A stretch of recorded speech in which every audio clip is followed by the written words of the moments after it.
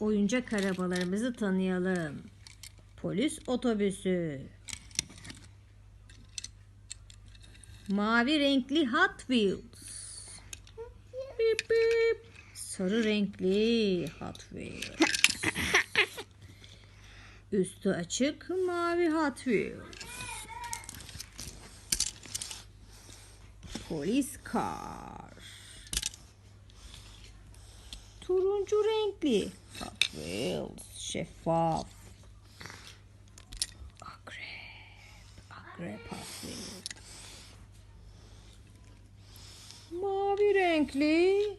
Amortisörlü mü deniyor buna? Hot Wheels. Ambulans.